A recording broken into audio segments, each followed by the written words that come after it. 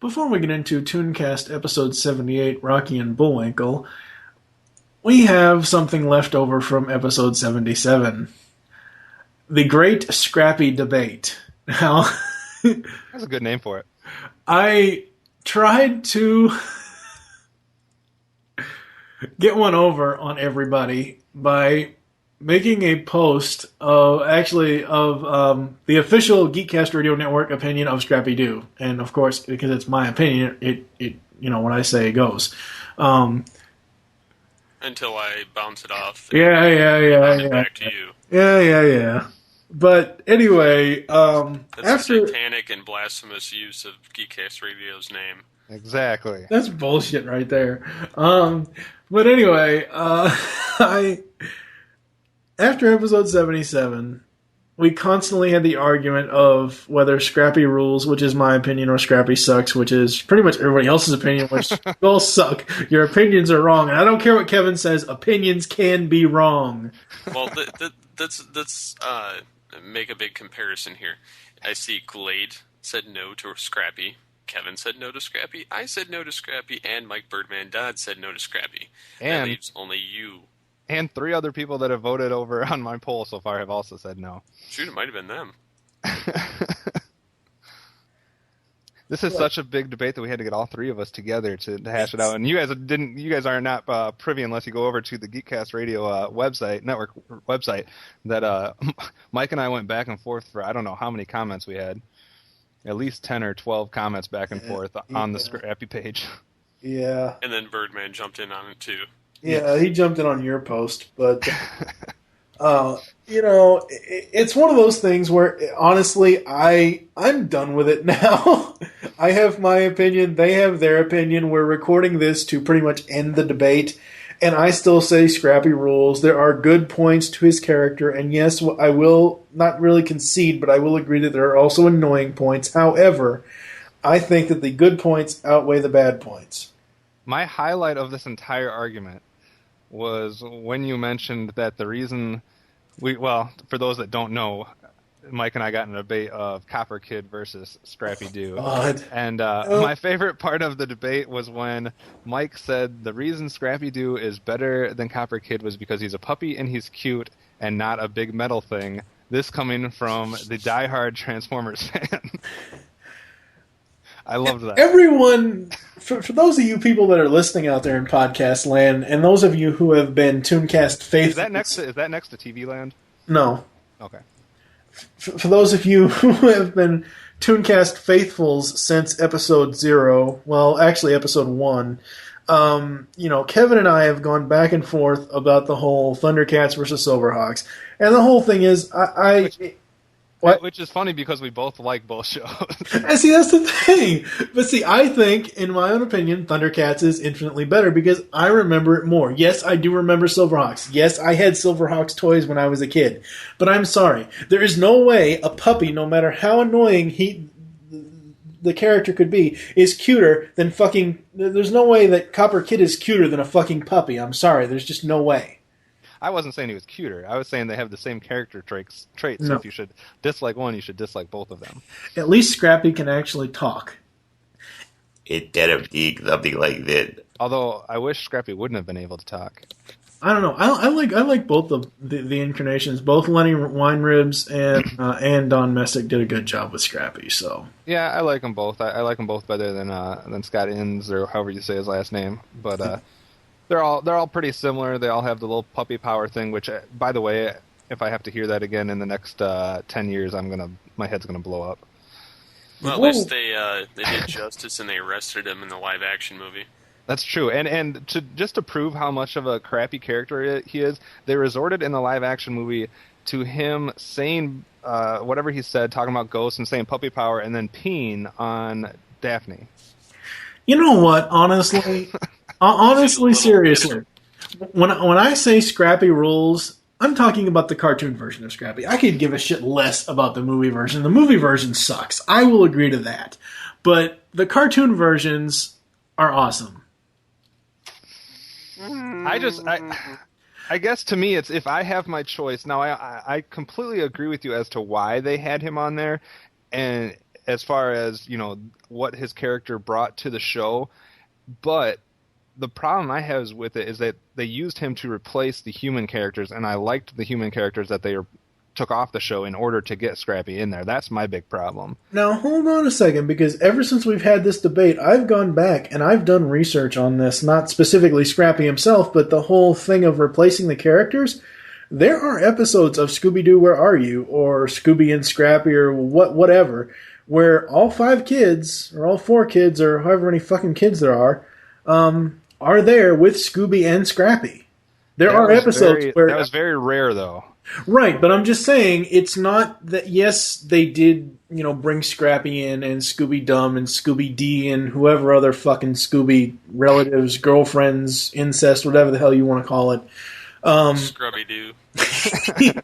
They did bring other relatives in, but I remember specifically at least maybe 5 episodes where Fred, Daphne, Velma, Shaggy, and Scooby were there with Scrappy. Well, usually what they did, because right after originally they did it and they just took everybody off and it was just Shaggy, Scooby, and Scrappy. Right. They realized that didn't work, so one series they brought Velma back, and it was the 4 of them. And then later on, much later on, they took Velma off again and brought Daphne back. Yeah. They didn't like Fred. No, Fred got screwed. He was too busy sleeping with the other woman that wasn't on the show. Yeah, they had to get Fred off because he was trying to sleep with all the girls. And then he got drunk one night, and Shaggy and Scooby were in there, and instead of them, he ended up getting Scrappy. Yeah, and there was drugs involved. Yes. Okay, anyway, getting back on point here. As Birdman Dodd says, fuck Scrappy-Doo. I hope he dies. I hope he goddamn dies. End rant. See, I enjoyed the fact that for 14 years we didn't have any Scrappy, and then they decided to bring him back in the live action, and that just made me hate him even more. But they did him justice by ruining him some more. Yeah, I'm wondering, and I'm going to have to ask Mr. Derek J. Wyatt about this, and I'm sure he'll probably... if you get him to bring Scrappy on Mystery Inc., I will kill you. Hold on, wait a second here. Wait a minute. I'm going to ask him if they are going to bring Scrappy in. Ask him his opinion on Scrappy. I will, but I'm going to ask him either way. Then honestly tell us his response. Right. Well, it'll be on Twitter. So, but the problem with bringing Scrappy in now, like I've watched several episodes of Scooby-Doo Mystery Incorporated. Mm-hmm, so have I. Frank Welker is back as Fred. Right. The chick that originally played Daphne for Grey Delisle. Huh? Grey Delisle is. Is Daphne in the? Okay. Daphne. Or wait, we're talking about Mystery Inc. I'm thinking about the movies. I'm sorry. Yeah, no, Mr. Inc. It's Heather North. Right. Yeah. Whatever her name was. Huh? Yeah, I'm pretty sure you're right. I'm double checking just to make sure so we don't give any false information out here. Yeah. And then no, it's Grey Delisle and Mindy Cohn. Oh, okay. For Scooby-Doo Mystery Incorporated? Yeah. Wow. Okay. And then of course, Matthew Lillard is Shaggy and Matthew Lillard is Shaggy and Frank Welker is Scooby and Fred. Yeah. Well, we already said Fred. Yeah. But my thing is, if they were to bring in Scrappy, I don't know anybody unless it's Frank Welker that does it. I don't know anybody that can and see. I don't know anybody that can mimic Weinrib or Messick, because the only way that I would want Scrappy in SDMI is if it was a mimic of Weinrib or Messick's voices of them. SDMI, that sounds like something you get when Shaggy, Scrappy, and Scooby get together. No. It's what they raid from the fridge. No. Now, hold on. That's what I started calling it that after I saw Derek calling it that. But anyway, so I'm sorry. I just like it when it's the whole gang. That's why I like the movies that they put out. That's why I like Mystery Inc. It's the whole gang, and that's what I want to see. I think the only thing, and we're kind of getting off the whole Scrappy debate here, but I think the only thing I don't like about Mystery Inc. so far, or Mystery Incorporated, the new series, is that Shaggy and Velma are a couple. It's just weird to me. Yeah. Because it's like, the whole point of Scooby-Doo cartoons is that Shaggy and Scooby are a buddy. You could put them in a buddy cop film and they would do excellent. I don't know, whatever. So anyway, ToonCast official opinion is Scrappy rules, and the debate will continue. No. But the Geekcast radio opinion is that he sucks. Well, it's split. So, And the Telecast opinion is that he sucks, and the BTVA opinion is that he sucks. And the Stephen C. Phillips Media Corporation says he sucks. Media Corporation. Yes. So gracefully, my Mike YouTube will channel says it. gracefully Mike will concede that he loses this debate. Oh, no. ToonCast is my show, goddammit, and Scrappy rules. Now on to episode 78. This is The Brain, and you're listening to the Geekcast Radio Network. Yes!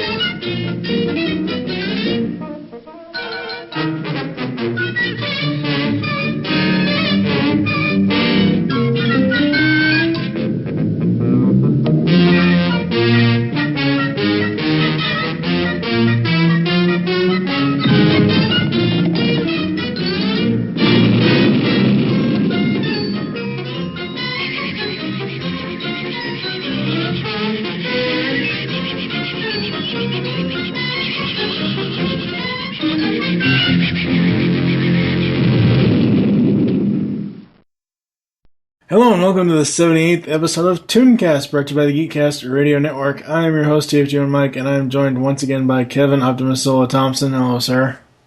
Hello. Today we're going to be taking a look at the classic Rocky and Bullwinkle show. Yay! Who said that? Oh, that's funny. So what have you been up to? Oh, jeez. Well, I've been not working on my house or outside my house anymore because it's too windy and too cold to do any of that. And I'm finally done with all that stuff, so that's kind of nice. So, yeah, I've just been adding all kinds of Disney movies over at Behind the Voice Actors. I've added, good lord, a lot of movies lately. I added Bambi and Dumbo and Peter Pan and Pinocchio and Fox and the Hound and probably a couple other ones I'm forgetting. So I'm trying to get every single Disney movie onto the site, at least the ones I care about.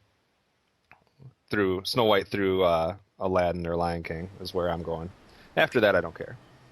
You care about Snow White? Why that? No, I mean from that era, from that date until Aladdin or Lion King. Those are the Disney movies I'm adding. I don't care about any of the Disney movies that came out after that. Okay. Someone else can do the current Disney movies because I didn't watch them or I'm not a fan of them. My Disney viewing stopped at Lion King. Really? Yep. Wasn't there some good ones at some point? I'm sure there was, but I just stopped watching after Lion King. I never watched any of the Pocahontas, Hunchback of Notre Dame, Hercules. Oh, see, Pocahontas was Mulan. good. I know, I'm just saying I stopped when... My last four were Little Mermaid, Aladdin, Beauty and the Beast, and Lion King. Yeah, Pocahontas was good. What was the other one you mentioned? Not Hunchback, the other one. Mulan and Hercules. Yeah, Mulan and Hercules, those were both good. Gotcha. Yeah. Now, I don't know about the sequels to Pocahontas and Mulan because I've never seen them, but the originals were good. Okay. Let's see. I have just been podcasting my ass off this week more than usual because over on Movie Weekend Review, we had a Halloween weekend blowout for episodes. Yeah. We released 5 episodes in one weekend. In other words, listeners, he is a slacker. No, I'm a slacker. Ah! Or one of you is a slacker. Oh, no. Oh, no. And, I had mentioned why that we had done that, and it is kind of my fault. And it really isn't the fact that I was slacking, it's the fact that I didn't have money to get movies, so... That makes more sense. Yeah. No, I'm not like you people over at BBTA that don't update stuff when it was supposed to be updated, or add voice clips to the Rocky and Bullwinkle page. No, it's not that we're slackers. It's that there's not enough of us. You will be interested that we just received a message on our forums. I don't know if you saw it. From the only reason I bring it up because I know you're a big Charlie Brown fan, but we received a message from one of the original voice actors from the Peanuts specials, and she was offering to provide us pictures of her and her two siblings that were also on the Peanuts specials. And she was making a lot of good comments about the site and how much she liked it, but that was kind of weird because that was way back in the day. Like she played Peppermint Patty before it was Peppermint Patty, when it was just Patty. Oh, So that was kind of cool. So hearing from real voice actors is always good, and especially someone older like that where it's hard to find pictures of them. yeah. So I guess we can go ahead and get into the history lesson today. If we must. No, the Rocky and Bullwinkle show is the collective name actually for two American television animated cartoon series. The first one was titled Rocky and His Friends, which aired from 1959 to 1961, and the second one was actually called The Bullwinkle Show from 1961 to 1964. So you put those together, and that's where you get the title, The Rocky and Bullwinkle Show. They were pretty popular during the 60s. They were targeted towards children and actually adults. The zany characters and absurd plots would draw in children, while the clever usage of puns and topical references appealed to the adult demographic. The strengths helped it to overcome the fact that it had very choppy and limited animation. In fact, some critics have actually called the Rocky and Bullwinkle show kind of like a well-written radio program with pictures. So that's where the Rocky and Bullwinkle originated. Do you remember actually watching any of these as a kid, or was this something more you watched as you grew up, or what do you remember about these shorts? I remember watching them as a kid. It's kind of funny because Rocky and Bullwinkle, Pink Panther, and surprisingly enough, Tom and Jerry. For me, they all kind of run together. Like at some point in my childhood, I watched all three of those right around this, like either right after another or like within the same like 4 or 5 hour span of each other, on any given day. Yeah, I just remember watching them kind of like you said, like to me they were kind of like some of the other ones we've talked about, like Woody Woodpecker. You said Tom and Jerry, even Looney Tunes for me. Even though I saw more Looney Tunes on a more frequent basis, this was something that you just kind of caught in between things. Or I mean, we've said this a couple times. This is not one of the shows where you were actually like searching it out. It's not one of the shows where you like knew exactly what time it was on and you like made sure you were there, but you did catch it as you were flipping through. At least for me. Oh yeah, see me. It's kind of the other way around. It's not that I didn't enjoy watching it, but I kind of had to watch it because my mom loved it. Oh, so okay. it's one of those things where whenever it came on, it was always on. Yeah. And it definitely was kind of iconic to me as, I mean, it's one of those ones whereas some of the Hanna-Barbera stuff I didn't realize how old it was at the time. Mm-hmm. This and Woody the Woodpecker, and there's one more that I'm not thinking of right now. Popeye, for example. Those three, I knew they were old. Like, there's no getting around it just because of the animation and the kind of the design style and whatnot. You know they're old. So it wasn't like it was sneaking by me and I thought it was like a current cartoon. But at the same time, it wasn't so old where I couldn't understand it as a kid. Right, yeah. It's one of those classic cartoons, and it's one of those things where it's another one of these cartoons that had multiple other shorts within it. So it's not just the Adventures of Rocky and Bullwinkle, or whatever you want to call the show. It's not just that cast. It's Aesop and Son, Fractured Fairy Tales, right. Lots of other ones. Oh. Yeah, it's like a lot of the stuff that was on back in the day where you had a lot of different pieces making up the entire show, because they weren't the types of... It just wasn't commonplace back then to actually make a show that had a 30-minute story. They didn't believe people were going to, pay attention for that long, so you'll see a lot of them that were, 8 minutes, 7 minutes. And in here, there's a lot that are, like, real short. Like, you had shorts that were, like, 2 minutes, a minute and a half, 5 minutes, I think, were some of the longer ones. Yep. Yeah, but I mean, overall, very, very awesome cartoon, I think. Mm-hmm. Yep. I agree with that. It's much better than some of the other stuff that we've covered from that time period. Such as you care to elaborate on that? Well, just the ones I've mentioned. I would rather watch Rocky and I'm not saying these other ones are bad, but I would rather watch Rocky and Bullwinkle than Woody Woodpecker, rather than Popeye, and rather than like Pink Panther. To me. For me, I wouldn't count Woody Woodpecker and Pink Panther in that because that's putting them in with a potentially rapist type character. So I'm just saying I would rather watch this than any of those. I don't know. This to me, if you were trying to compare this to like an '80s cartoon, to me the only one you can compare it with is like Danger Mouse. I don't know exactly why, but that's, to me, it feels like the same type of cartoon. Now I know Danger Mouse had a lot of British overtones and whatnot, but as far as like bringing in like the references to real life stuff and just the type of comedy it reminds me of kind of Danger Mouse or something of that vein. Right, yeah. I agree a little bit. I mean, there's really nothing in the 80s that quite compares to it because it's kind of its own unique thing. But to me, that's kind of the only thing I can think right off the top of my head that comes kind of close. Right, yeah, that's very true. So I guess we can get into the voice actors or the characters here. Yeah, in case you're completely an imbecile, the lead characters of the show are Rocky and Bullwinkle. Rocky is a flying squirrel, and Bullwinkle is a moose. So, in case that wasn't painfully obvious to everybody listening. And they lived in the fictional town of Frostbite Falls, Minnesota, which was based on the real-life city of International Falls, Minnesota, wherever that is. I've never been there. And, of course, the main villains in the Rocky and Bullwinkle parts are Boris and Natasha. Boris, Natasha, and Fearless Leader. Oh, yeah, and Fearless Leader. I always think of Boris and Natasha. I always forget about the damn Fearless Leader. So that's the main characters in the actual Rocky parts. And, as we say, some of these voice actors, it's going to be a little bit of a who's who of voice acting legends, especially June Foray. And I never, ever, ever, ever knew that she was the voice of Rocky. Neither did I.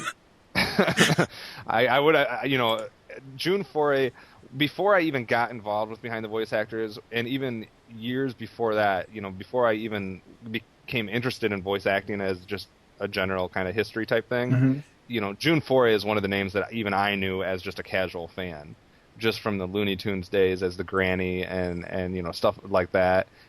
But I never knew that she was the voice of Rocky. You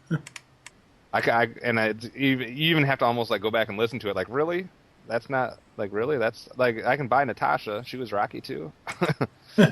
And Bill Scott was the voice of Bullwinkle, and he's also a pretty famous voice actor. He did a couple characters on the Gummy Bears, a couple characters on the Wuzzles, and a few other things. Not like major things. I mean, Bullwinkle's probably one of his most famous roles. Mm-hmm. And I know I'm leaving a bunch of his roles out, but if you want to know his roles, you can obviously look it up. Yeah, we provide no insight to other voice actors' roles on this show whatsoever because Kevin's too lazy to go to his own website and look at the profile. No, I just don't want people getting bored with me reading like lists of dozens and dozens of stuff that they did. And one of my favorite all-time, as far as this era voice actors, Paul Frees does Boris. I love Paul Frees. He's like one of the trios of Pauls back in the day that did a bunch of stuff, and I'll bring this up just because you'll probably like it. I'll just name a couple. Besides being Toucan Sam on Fruit Loops, Poppin' Fresh from the Pillsbury Company on commercials, Sprout from the Green Giant, and Boo Berry from the cereal. He was also the voice of Ludwig von Drake from The Wonderful World of Disney, Morocco Mole from Secret Squirrel, Squiddly Diddly, and you'll like this last one, the voice of Carr from the 1982 Knight Rider show. Yeah, I already knew that. So I love Paul Frees. And I have to... I don't really want to talk bad about the guy. He is a very awesome voice actor. I'm sorry. Peter Cullen is the only voice for Carr. I did not like when they changed it to Paul Frees. You didn't like that? No. But that's just me. I mean, the guy is great. Like you said, he's a very great voice actor. He's voiced, a lot of very iconic roles. Right. And he's been honored since after his death as a Disney legend. Yeah. So he's one of those guys. So, and who's the other voice actor we haven't named for this part? The Fearless Leader was... I don't know who Fearless Leader was voiced by, actually. It was... Oh, Bill Scott was Fearless Leader as well as Bullwinkle. Oh, okay. So Bill Scott did both of those. And then the narrator for these segments was William Conrad. I'm not as familiar with him, I'll admit that. So that was your first kind of segment. I don't know if you want to talk about some of the other segments as far as like the Fractured Fairy Tales or Aesop and Son. I remember Aesop and Son, and I remember it all, but the narrator is what really kind of stood out for me. Yeah. Well, Aesop Jr. was a pretty famous voice. Aesop Jr. Oh yeah. I didn't see him on the list. I'm like, okay, well, there's Aesop up there. Where the hell's his damn Junior? And it's like down on the bottom. I was like, yeah, okay, yeah, Dawes Butler. There we go. Another famous actor that was involved with this, Julie Bennett as a female. I don't know exactly which voices she did, but she was involved in some of the shorts. And Hans Conried was Snidely Whiplash, and he's a pretty famous old school voice actor. He did Snidely Whiplash. He did Uncle Waldo Wigglesworth in The Adventures of Hoppity Hopper, and maybe most people would recognize him as Captain Hook from Peter Pan. Yeah. A lot of really, a stellar cast, and I don't know how. I don't know back in the day if they did ensemble casting, but it would have been. It's a pretty big cast for back in the day. Yeah, it would have been awesome to be a fly in the wall. Oh yeah. In this voice booth, just to see all these people together. Yeah, and definitely to have this many people doing some of the main roles. I don't know if they. My guess is that they recorded different segments, obviously separately. So that way, for the Rocky and Bullwinkle, all you really needed was June Foray, Paul Frees, William Conrad, and for like Aesop and Son, you just needed Charles Ruggles and Dawes Butler and one other, a couple other guys. So that's what I'm guessing they did. But man, if they would have done them all together, that would have been quite the crew. Yeah, that would have been so the crew. And they also have some. Well, as far as some of the characters that we've mentioned, whether it be the Rocky characters or, Aesop and Son, Fractured Fairy Tales, whatever it might be, do you have certain characters that you liked more than others? My favorite character in Rocky and Bullwinkle, by far, is Rocky. I love Rocky. I love Bullwinkle's voice the most. I love Bullwinkle when he's Mr. Know-It-All. Yeah, he's definitely my favorite voice in the series, as far as not my favorite voice actor necessarily, but my favorite character voice. I just love it, but Rocky is my favorite actual character. I like some of the other ones. We'll get to one of the other segments later that I'll tell you about one of the characters in that I really like. But as far as these main characters from Rocky and Bullwinkle, Rocky's my favorite. I don't know. I didn't really just have any feelings either good or bad for Natasha and Boris. The only thing that I absolutely love about Boris and Natasha is the Russian. Oh yeah, Russian accents. Cool part. We are going to even if they weren't great. Squirrel. I mean, they were intentionally not great. I'm not saying they didn't do a good job with their voices. They were intentionally over the top. And, oh yeah. Obviously trying to do that on purpose, but that's what kind of made it cool. So you don't have a favorite Rocky character? Bullwinkle. Okay. You just said that. When he was saying, well, I thought you were just saying you liked him when he was Mr. Intelligent. I didn't know you were saying that was your favorite character. I was just hoping you didn't say Scrappy. Oh, wait a second here. Scrappy's not even anywhere near this. Come on now. I know. I was just throwing that out there. It will never die. Oh, yes, it will. It died at the beginning of this episode. I will bring it up sometime in the future. Maybe in 65 years in the future. No, I mean, Bullwinkle is the character who always has good intentions, but always fumbles the ball at the 3-yard line. Yeah. He's technically a Goofy. Yeah, that's a good That's a good thing to call him or whatever. So does that mean that Rocky's Bugs Bunny or like Mickey Mouse or something like that? He could be. No, seriously, he could. He reminds me more of Bugs Bunny than Mickey Mouse. Yeah, yeah. I don't know. He's not as, he's not as mischievous as Bugs is, though. That's. I mean, but he's not as nice as Mickey is. Mickey's too nice. Anyway, any other thoughts on the characters? Not really. Any that we didn't mention? Not really. All right. I guess we can move on to the behind the scenes segment. Wow, Bill Scott did the producing on 12 episodes. Huh. Yeah. That's interesting. Didn't know that. And just someone that people may have heard of was another producer. What, huh? People maybe have heard of the other producer. I don't know. Jay Ward. I don't know who the hell it is. Jay Ward is one of the most famous cartoon people of all time. If it doesn't say Bert or Fred Ward, I don't know who it is. Really? You've never heard of Jay No. Ward? That makes me want to jump through my headset and slap you in the face. Why?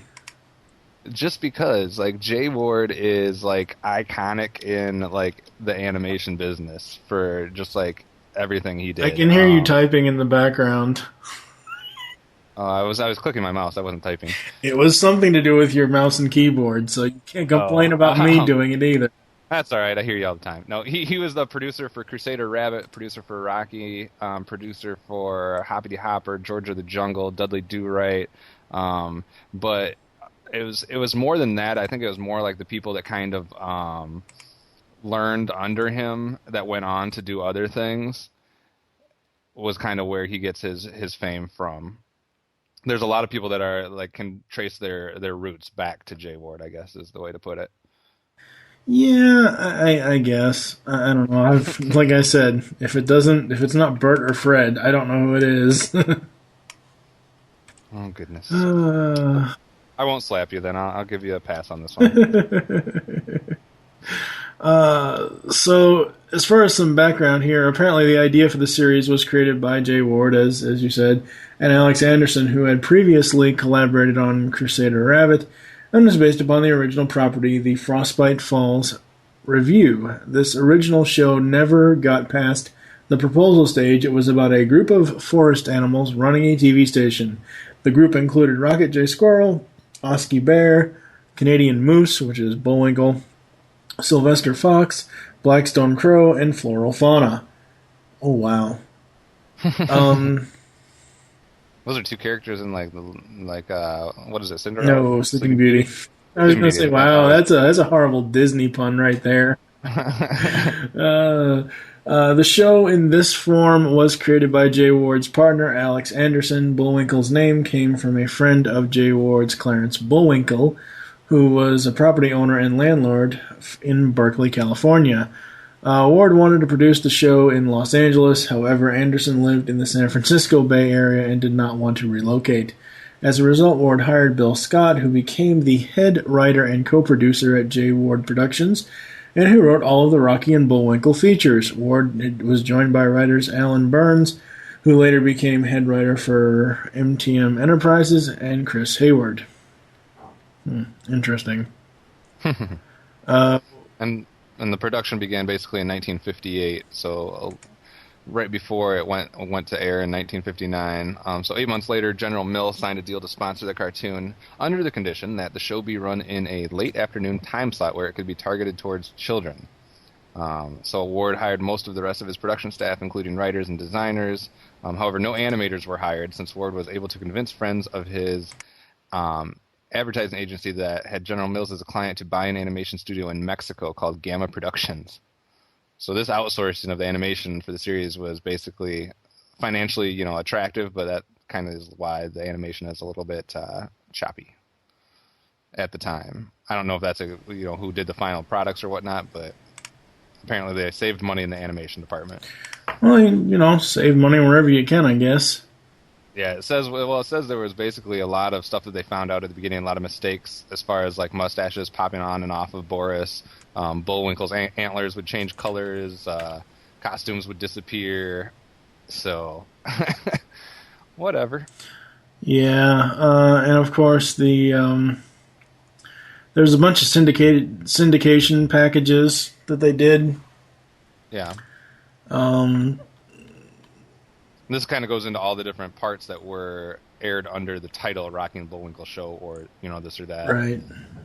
And you named a couple of them. Right. Yeah. It's let's see, Fractured Fairy Tales, Peabody's Improbable History, Dudley Do-Right of the Mounties, whatever.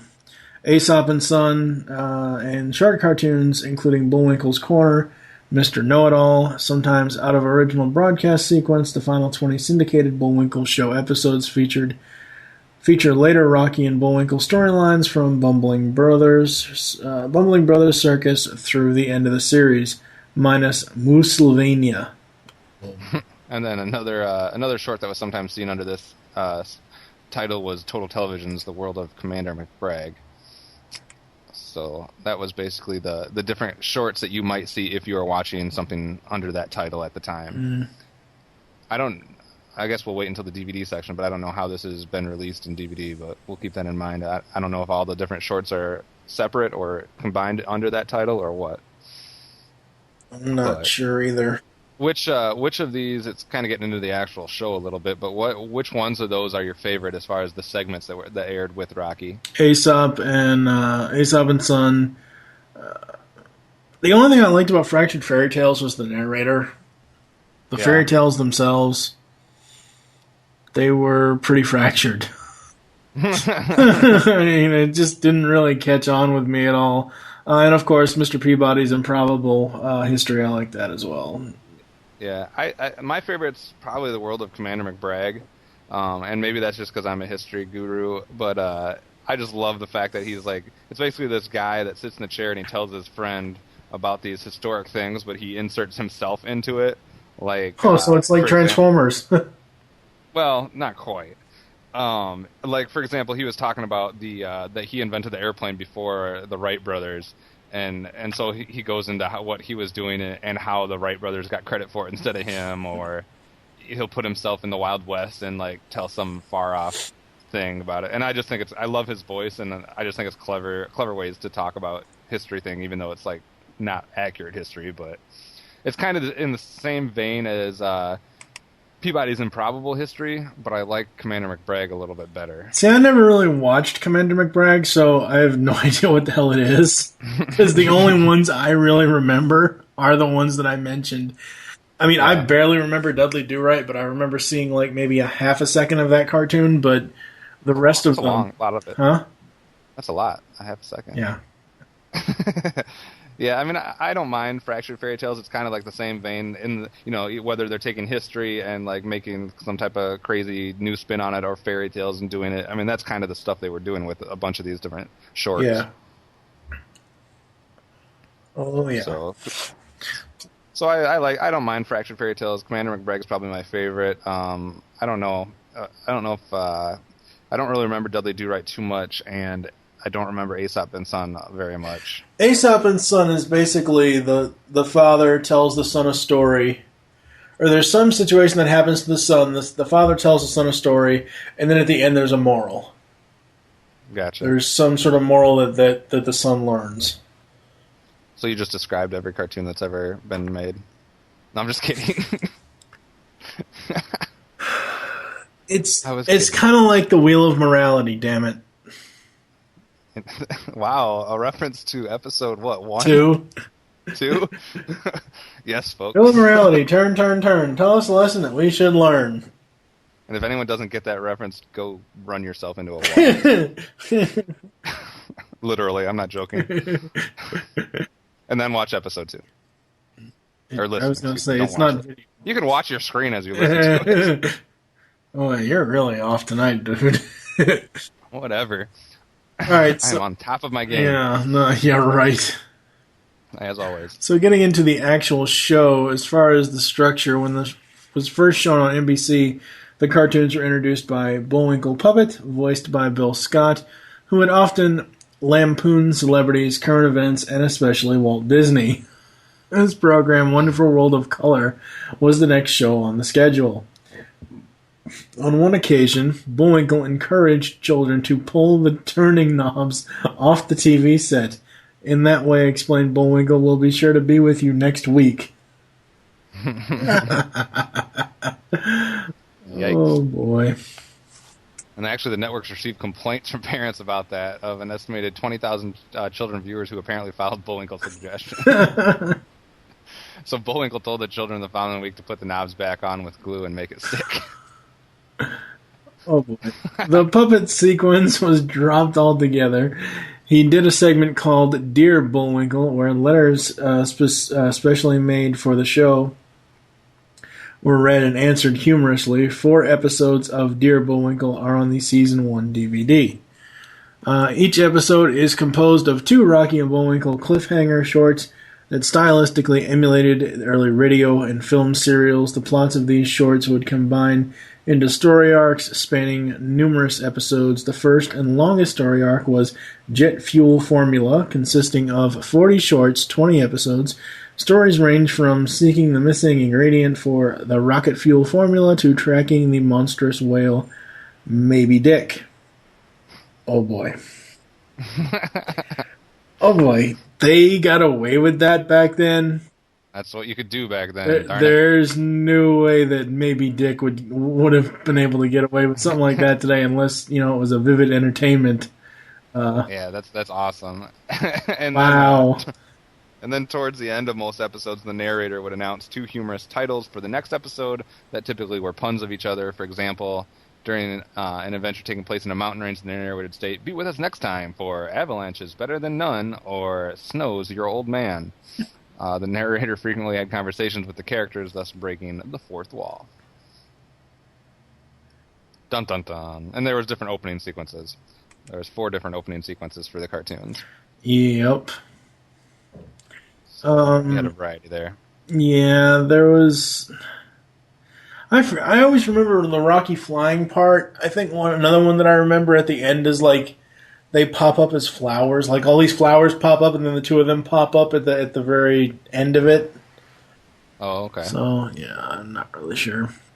Oh,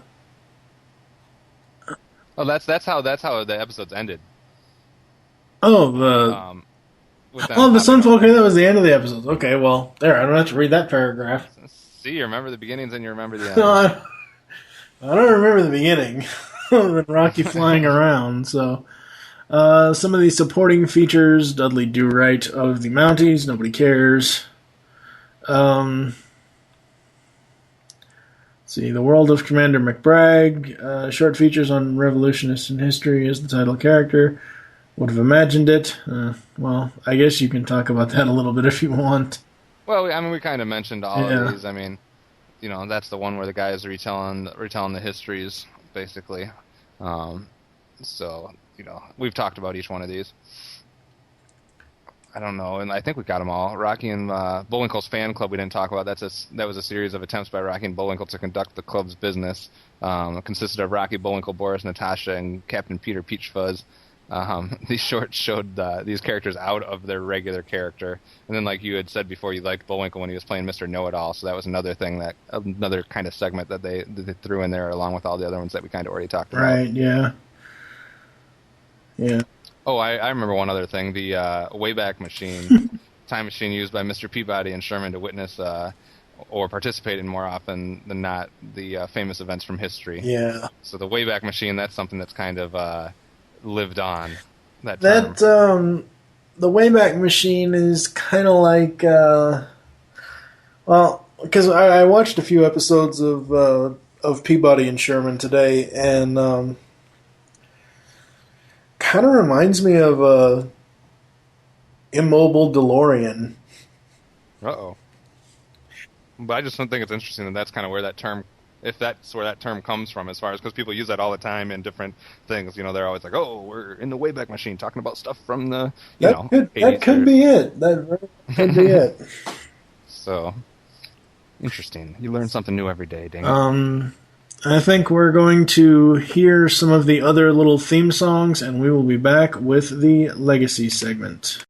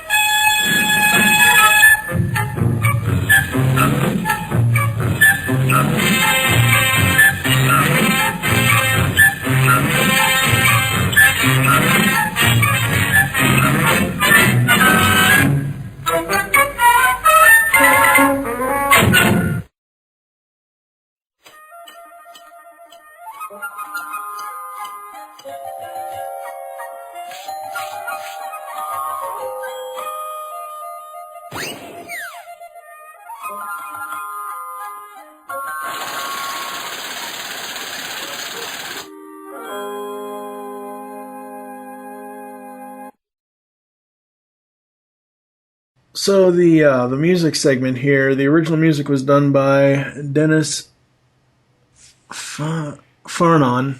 I couldn't tell if it was an R, an N, or an M. Fred Steiner and George Steiner as well. What do you think of the theme to the show? Just like the Rocky and Bullwinkle music. It's all right. It's never something that I get excited about. It's not necessarily something that, like, I don't know. To me, it's not as memorable as a lot of other themes I've heard. It's good. It's, you know, it's entertaining to a point, but it's just not one of my necessarily favorite ones. I think it's one of those themes that you have to actually be watching the show. Yeah. To really get into it. Yeah, you need something to be visually stimulated with too, because it's not going to live alone just on the music.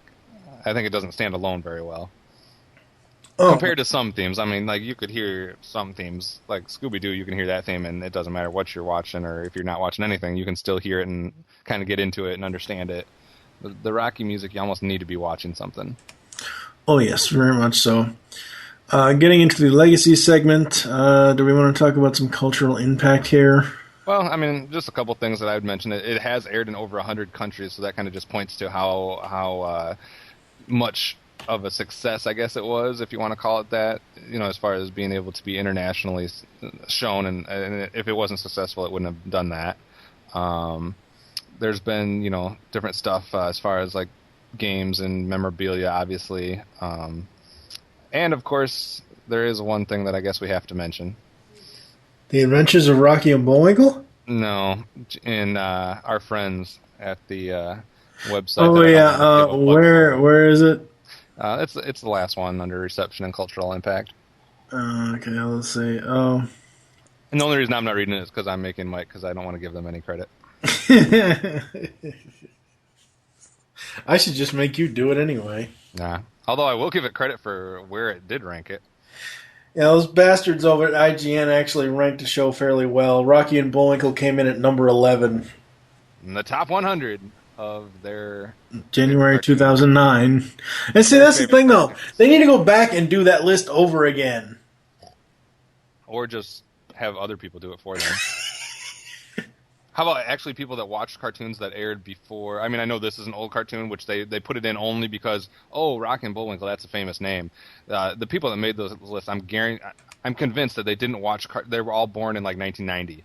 They didn't watch anything before 1990. And so if it wasn't really famous and they hadn't heard of it, it didn't make the list.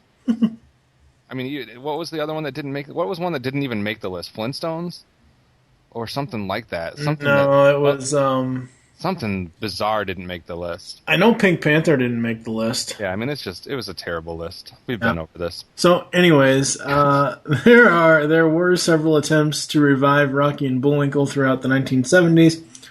A revival in 1981 parodied the Super Bowl. A script was written, storyboards were produced, and the network gave it a green light. But the project was canceled on account of the objections from the NFL. Actual team owners were parodied, and Boris was fixing the game. I guess that was not looked upon very, very nicely. As far as some in other media here, Boris and Natasha, a live-action film starring the two spies, was produced in 1992. Neither Rocky nor Bullwinkle appear in this film. I have never seen this. That's probably why. And then, of course, Natasha film with no Rocky and Bullwinkle. Yeah. And then, of course, The Adventures of Rocky and Bullwinkle, a theatrical film starring Rocky and Bullwinkle, was released in 2000. It was mostly live action, with Rocky and Bullwinkle appearing as computer-generated characters for the film. June Foray returned to voice Rocky, while Bullwinkle was voiced by Keith Scott. Bill Scott's son, maybe? Maybe. I don't know. I'm not familiar with him. The movie retained the spirit and feel of the original cartoons, but most critics did not think the film was as humorous as the original. But I do think it was cool that they got June Foray to come back and do the voice of Rocky. I don't know. Did Natasha and Boris? I have not seen this. Did Natasha and Boris appear in this as well? You've never seen this? No, I don't watch movies. I don't watch animated movies that came out after 1992. This is not animated. This is like Looney Tunes Back in Action or Space Jam. Oh, well, I really don't watch those either. I'm just kidding. You've never seen this? No. Just answer my damn question. Did Boris and Natasha show up in it? Hold on. Piper Perabo played Karen Sympathy. Oh, God. Boris was played by Robert De Niro. Oh, I do remember seeing previews for it. Natasha was played by Rene Russo. Ah. Gotcha. I do remember seeing the, Keith Scott was a longtime friend of Bill Scott, but there was no relation. Oh, okay. That's how good I am. Tell me I'm not on top of my game, damn it. So, was this a good movie or not? Yeah. It's been so long since I've seen it. It was nice to see, Boris and Natasha as actual humans. And, of course, you really can't have actual animals as Rocky and Bullwinkle, so you had to have CGI. I don't know. I'd probably give it like a generous 5 out of 10, maybe. Gotcha. And there has been attempts to make films of the segments that appeared in the Rocky and Bullwinkle show. Oh, God, yeah. Dudley Do-Right, a theatrical live-action film, was released in 1999 and starred Brendan Fraser and Sarah Jessica Parker. Oh. And then apparently there's one in the works for Peabody's Improbable History. It was originally canceled, but now DreamWorks is behind it, so we'll see. Right, and I know nothing about the recordings, so I don't know. Yeah, there's records about it. Because because it was an old cartoon, there was records about it. Right. And there's been a couple video games about it. Yeah, there's been a couple of video games. Getting to the DVD releases, in 2002, J. Ward Productions established a partnership with Classic Media called the Bullwinkle Studios. In 2003 and 2004, the partnership produced DVDs of the first 2 seasons of the series, which were renamed for legal reasons Rocky and Bullwinkle and Friends. These sets were followed by Season 3 in September 2005 and Season 4 nearly 5 years later in August 2010. According to a pamphlet accompanying the DVDs, for the first season, the DVDs use second season opening, which Ward's daughter Tiffany says was her father's favorite. However, the DVDs for the third and fourth seasons used the opening and closing from the first season. The DVDs for the first 2 seasons replaced the original music with themes Ward produced for the third season. Just wait 5 more seconds, your head will explode as soon as it's done spinning. The DVDs released... ow, boom. It happened, so they all fucked up. The DVD releases of the shows differ from the originals. The remaining of the show to Rocky and Bullwinkle and Friends led to sometimes clumsy superimposition of new title onto pre-existing opening credits and interior bumpers. A Bill Conrad impersonator was used to announce the new title, which viewers found jarring. Semi-transparent R&B logo appears for 5 seconds at the beginning of each segment. Some segments were moved from their placement in the original episodes. So in other words, it sounds like the DVDs that have been released for this are all screwed up. Yeah. Not necessarily the content is bad, but everything else about it is mixed up or rearranged and screwed up. Let's see. In 2005, Bullwinkle Studios released a series of best-of DVD compilations of popular segments of the series, 2 volumes of the Best of Rocky and Bullwinkle, plus the single volume, The Best of Boris and Natasha. The Best of Mr. Peabody and Sherman, and The Best of Dudley Do-Right. These compilations contain episodes from the entire run of the show, including the otherwise unreleased Season 5. On January 4th, 2011, Classic Media will release Rocky and Bullwinkle and Friends, The Complete Series on DVD in Region 1. Yeah, Maybe that won't be as screwed up. I don't know. So it's coming in a few months. You can buy everything together, and hopefully it's not expensive and not rearranged. Yeah. Now, there's one thing that I hope that Classic Media does. I hope that they port over the special features, because for Season 1 you have a 16-page booklet detailing the origins and popularity of the characters, never-before-seen Bullwinkle puppet segments, rarely seen U.S. Savings Stamp Club episode, vintage Rocky and Bullwinkle TV spots, sneak peek at complete Season 2, which is kind of stupid, but... and in Season 2 you have classic Bullwinkle TV commercials, a interview with June Foray. That would be very interesting to see. Mm-hmm. Sneak peek at complete Season 3. Moose Calls, the best of Bullwinkle sings. Oh, God. Season 3 you had live Bullwinkle puppet clips, best of Bullwinkle follies, and a sneak peek at Season 4. And then Season 4 had no bonus features. They apparently were running out of money or got lazy. Or they just ran out of features in general. They ran out of ideas. They're not very creative. Yeah. So I will withhold judgment and wait and see what the new release is going to be in January. Yep. Before I even consider buying these, and it would have to be a darn good price. Yeah, it would be, wouldn't it? So. All right, so we are going to go to some advertisements, and we'll be back with the outro. ToonCast will be back after these messages. I go go folks while listening to ToonCast.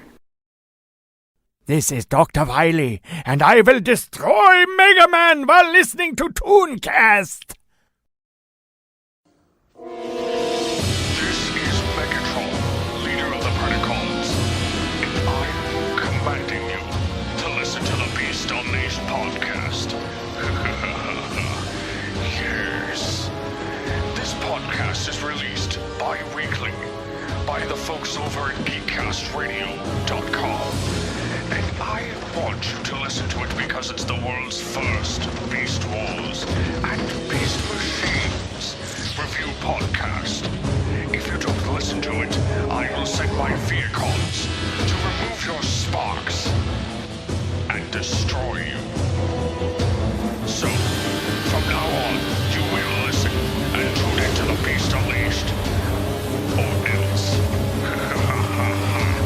Excellent. Yes.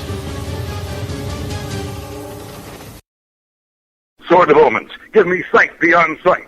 I see a new episode of ToonCast coming this week. Now back to ToonCast. So, final thoughts on Rocky and Bullwinkle. To me, Rocky and Bullwinkle holds kind of a special place as far as the history of cartoons goes. I liked it. I definitely watched it when I was a kid. I still enjoyed watching it, in preparation for this. I love the characters of Rocky and Bullwinkle. Like I said, I love one of their character. I love the other voice. But I think if you were forced to write down like certain cartoons that had a major impact on, animation and cartoon, history, this would be one of them that I would put down. I just think it did a lot for the cartoon industry, and like I said, a lot of people kind of came from this and did other stuff in the decades, that came right after it. So thumbs up to Rocky and Bullwinkle from me. Yes, I completely agree. They're just the classic team up, and it's so funny, and you can like the characters for different reasons, but I don't know, I just found because Rocky is essentially the straight guy. Yeah. As far as the comedy goes, he has to play it straight, whereas Bullwinkle, he's the wacky one. And yeah, I guess I like the wacky one a little bit better. We wonder why. Shut up. Oh crap. I'm losing my mind. Oh, you darn you went and lost your mind a long time ago, son. Whatever. Let's see. Have we mentioned anything about a certain thing that's premiering next, or that actually already premiered, or whatever? Nah, we can leave that a mystery. Go over to geekcastradio.com and look for TV shows. That's all I gotta say. Yeah, look for cool stuff that's coming, or some of it has already come. Ooh, but much of it is still to come. Get your mind out of the gutter. That's a hell of a mess to clean up there. Oh, God. Anyway, go to Geekcast Radio and look for new stuff. Yeah, there you go. Thank you for joining us here on ToonCast. There are several ways to get in contact with us or leave feedback for the show. Visit the website, geekcastradio.com. You can comment on each episode post. Leave the show's feedback in iTunes. Please do this. Follow us on Twitter. The show name there is GCRN ToonCast. Mine is TFG and Mike. What is your Twitter? Boss KDAWG. Become a fan on Facebook, facebook.com/Geekcast Radio Network. Call the voicemail line. Tell us the show you're leaving a message for and your name, 502-526-5821. And just randomly call in and tell Mike that I'm right and he's wrong. You don't even need a topic. Just tell him he's wrong. That's not working. That's not happening. No way.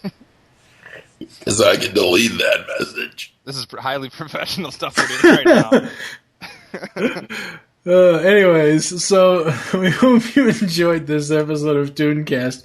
I wish you'll join us next time when we will be reminiscing on Dungeons & Dragons with special guest Michael Wilson from the Beast Unleashed podcast. Yay. For now, I am TFG1 Mike with Optimus Solo from BehindTheVoiceActors.com. Thank you for listening. Until next time.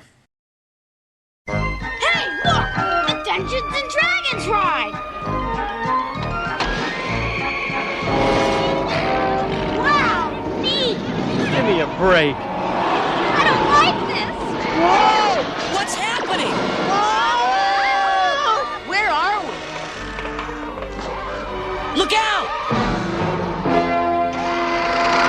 Fear not, Ranger. Barbarian, magician, thief, cavalier, and acrobat.